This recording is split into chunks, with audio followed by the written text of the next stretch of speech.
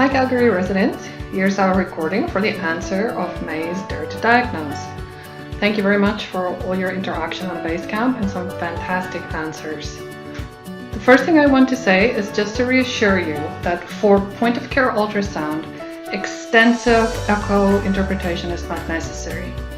I want you to develop a system where you look at all the different structures, decide whether they are normal or abnormal, and if they are abnormal, whether that's clinically relevant or not. And that's all you have to do for point-of-care ultrasound. I'm going to go through the loops with you to look at those specific things, and then we'll do a summary at the end.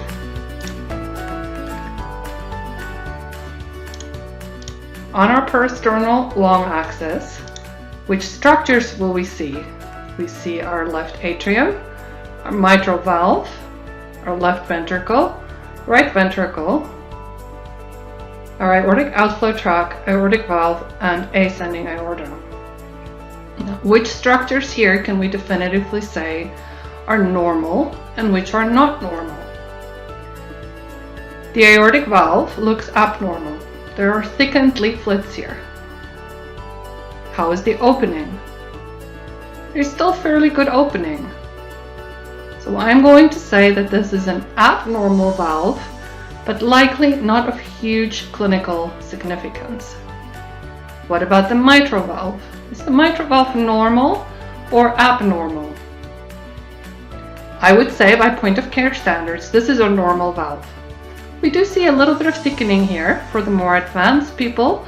That is mitral annular calcification, and it's a degenerative process of old age. But the valve itself is then pliable, meets in the middle, there's no prolapse, and there's no clear gaps of coaptation. So we would say the mitral valve is normal. What can we say about the left ventricle? What is the form, the function, and the filling of this ventricle? Is it contracting for function? Is it dilated for form? And what would you think of filling status? The mitral valve can give us some information on this. If you look at this mitral valve here, it's moving really close to the septum. So for those of you who have just done the course, the mitral septal separation is very small, which gives us an idea that global LV function is still fairly good. Areas of contraction here is fairly good, and the size looks reasonable. We will look at that more in some of our other views. Next structure, our right ventricle. What can we see here? Is that free wall contracting normally? I would say RV to me. I cannot clearly say that this is normal. I'm going to say query abnormal. The other chamber that I can see in this view is the left atrium.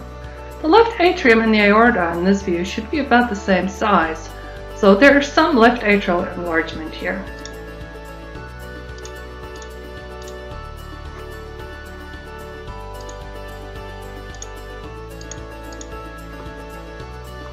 On to our next view, the peristernal short axis. This is a view particularly suited to looking at LV, form, filling, and function. Do we think that this LV is a normal shape? Is it contracting well? Is it contracting evenly on all the walls? And what do we think of LV filling? I would say that there's some decrease in LV function, and especially in this area, I'm not seeing thickening at all. This would be our anterior area, not contracting very well. I do not see the RV free wall, but the RV looks generous in this view. The other walls seem to be contracting well, and at end of diastole, filling looks adequate. Our next view is our apical 4. Our apical 4 will show us our left atrium, our right atrium, right ventricle, tricuspid, mitral, and left ventricle. Which of these structures are normal and which are abnormal? I would say the chambers are abnormal. The left atrium is enlarged. We would accept the left atrium to be only half the size of the LV. The right atrium looks even bigger than the left atrium and seems to be bulging a little bit into the left atrium. This would potentially suggest an increase in right-sided pressure. Our mitral valve still looks like it's opening well. We haven't missed anything in our other view. And now we can really start looking at left ventricular wall motion. Our next view is a zoomed in view, which will give us more information. And here we're going to really look at regional wall motion. This is not something that is easy to see. What you really want to look at is endocardium and making sure that it's thickening.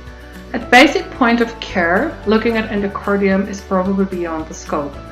We are not expecting you to see small subtle changes in wall motion, but we do want you to be able to recognize an area that is not contracting at all. So an akinetic area that you need to see, which would be this apex here. Zoomed in on that apex. Keep a good eye on it. Are we seeing any thickening? There is no thickening. Akinetic apex. On to the subcostal views. What structures can we see here? Left atrium, right atrium, tricuspid, mitral, parts of the ventricle, left ventricle, and it's our best view of the right ventricle because it's closest to the probe. Let's start with the right ventricle. Do we see this base really moving up? Not as much as you would normally see. Do you see this free wall coming in nicely? Again, not as much as you would normally see. Our left ventricle, we're not seeing as well as we did in our apical. Probably not a change of mind there. And the same suggested increased right atrial pressure on this side.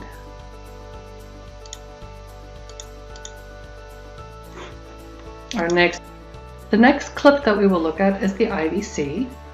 And what we're looking there for is the diameter of the IVC and the amount of its collapse to give us a suggestion of what the RA pressure is.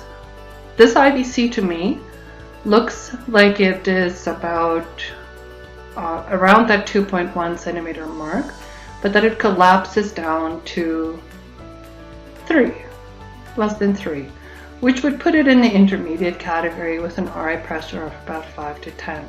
These are very much just suggestions, and since we don't know if this patient is spontaneously breathing or ventilated, what we can probably say is that the patient isn't volume deplete to an extreme degree, and that we don't have a significant RV overload. So so right-sided pressures is somewhere there in the middle. My summary findings then. These would be the structures that I would look at.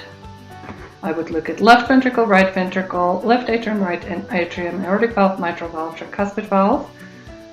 And we would look at the IVC to support our general impression on filling.